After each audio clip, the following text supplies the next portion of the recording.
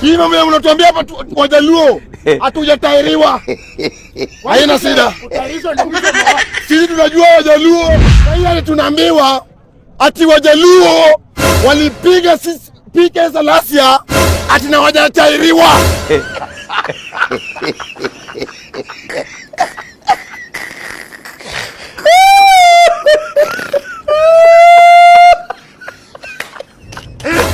Huyu ni William Ruto. Tunajua. Huyu ni William Ruto. Tunajua.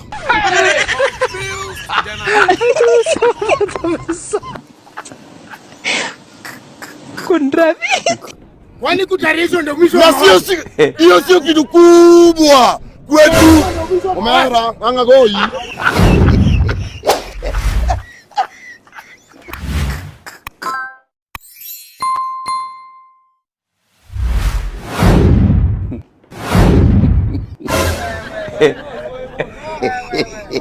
Mr. Speaker, kutuambiwa hatujatairiwa sio kitu geni kwetu. Tunajua.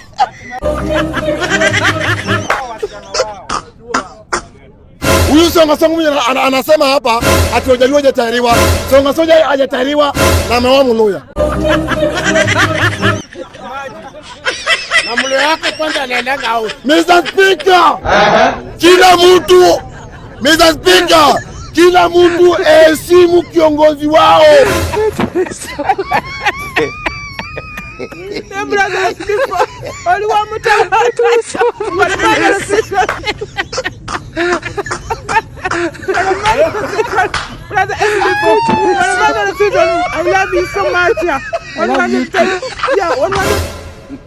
Kila mtu heshimu kiongozi wake.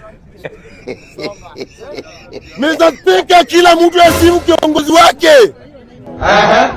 Hata sisi Raila tusaidii.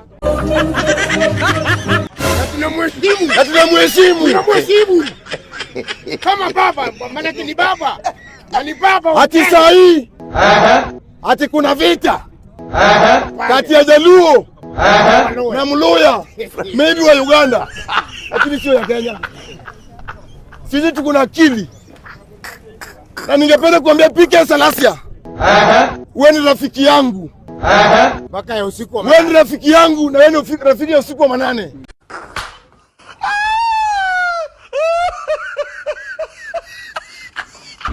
Mr. Speaker, kusema ukweli, hata mkikuja na poroja ina gani, SHA haifanyi kazi. Weka wote. Sisi Waluya na Wajaluo tunaamini kwa kuzaa. Na ndio unaona population ya Mluya inasonga juu. Mluya anazaa mapacha 3, 4, 5. Allah. Hizi kabila zingine pole kwa kusema hivyo, wanazaanga tu mtoto mmoja, wa pili mabibi zao wanaenda family planning.